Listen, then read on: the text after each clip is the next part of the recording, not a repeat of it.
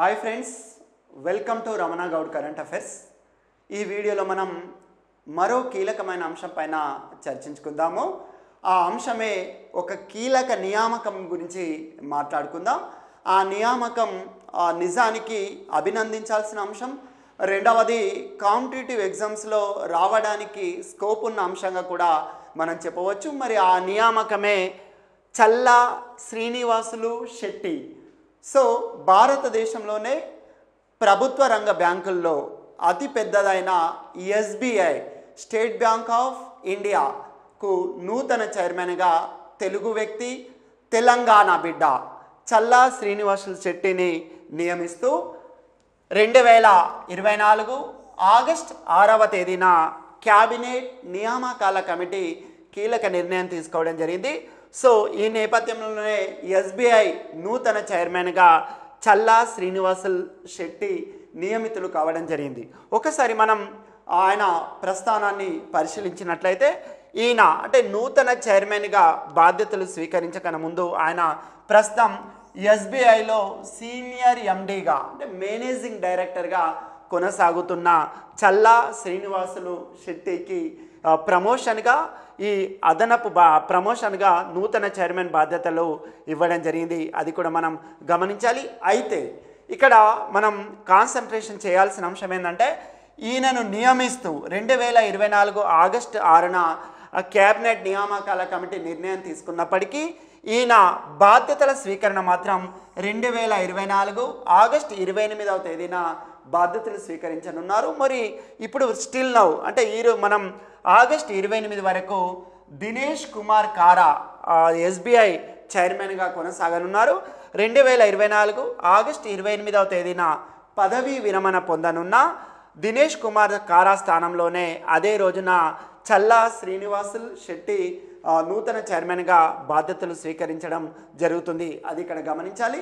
మరి ఒకసారి ఆయన తెలుగు వ్యక్తి అన్నాం, ఎస్పెషల్లీ మళ్ళా తెలంగాణ, ముఖ్యంగా జోగులాంబ గద్వాల జిల్లా, ఒకప్పుడు ఉమ్మడి మహబూబ్ నగర్ జిల్లాలోని జోగులాంబ గద్వాల, ముఖ్యంగా గద్వాల ఒక పట్టణం, బట్ ఇప్పుడు అదే ఒక కొత్త జిల్లాగా ఏర్పడిన విషయం మనందరికీ తెలిసిందే. జోగులాంబ గద్వాల జిల్లా పెద్ద పోతులపాడుకు చెందిన వ్యక్తి. అక్కడ జన్మించిన చల్లా శ్రీనివాసులు శెట్టి ఈరోజు ఎస్బీఐ నూతన చైర్మన్గా బాధ్యతలు స్వీకరించడం జరుగుతుంది. అది ఇక్కడ గమనించాలి. మరి ఎస్బీఐలో ఆయన ప్రస్థానాన్ని మనం పరిశీలిస్తే, ఆయన 1988లో ఎస్బీఐలో స్టేట్ బ్యాంక్ ఆఫ్ ఇండియాలో పీఓగా ప్రొబేషనరీ ఆఫీసర్గా ఆయన అందులో చేరి అంచెలంచెలుగా ఎదుగుతూ 2020 జనవరిలో ఆయన ఎండీగా అంటే మేనేజింగ్ డైరెక్టర్గా బాధ్యతలు స్వీకరించగా, తాజాగా ఆయన ఎస్బీఐలోనే అత్యున్నత పదవి అయినా లేదా అత్యున్నత హోదా అయిన చైర్మన్గా కూడా నియమితులు కావడం జరిగింది.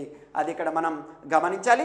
మరి మనం ఇంతకుముందే చెప్పుకున్నట్టు ఎస్బీఐ ఎండీగా కొనసాగుతున్న చల్లా శ్రీనివాసులు శెట్టి ఆయన చైర్మన్గా నియామకం కావడంతో మరి నూతన ఎండీగా రాణా అస్తోష్ కుమార్ సింగ్ నూతన మేనేజింగ్ డైరెక్టర్గా ఎస్బీఐకి నియమితులు కావడం జరిగింది.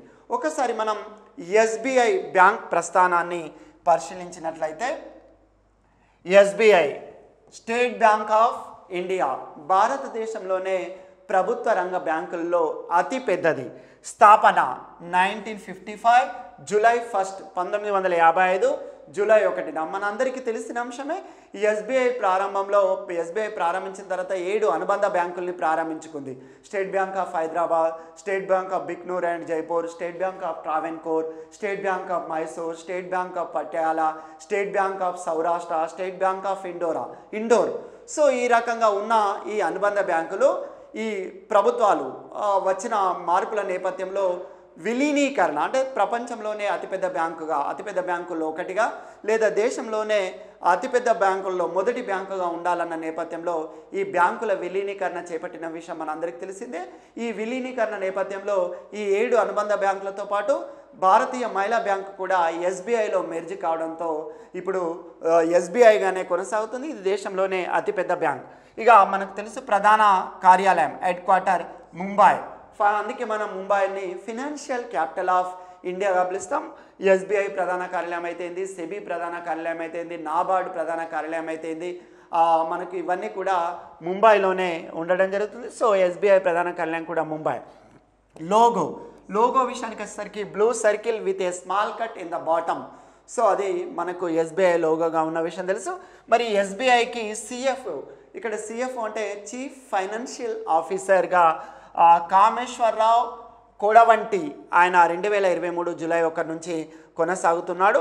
మరి ఎస్బీఐకి ఒక చైర్మన్తో పాటు 4 ఎండీలు కూడా ఉండడం జరుగుతుంది. సో ఇది ఎస్బీఐ ప్రస్థానం. మరిన్ని వీడియోల కోసం నా YouTube channel Ramana Goud current affairs, అలాగే పీడిఎఫ్ సమాచారం కోసం రమణ గౌడ్ కరెంట్ అఫైర్స్ యాప్ను ఇన్స్టాల్, అలాగే యూట్యూబ్ ఛానల్ను సబ్స్క్రైబ్ చేసుకోవాల్సిందిగా కోరుతున్నాను. So all the best.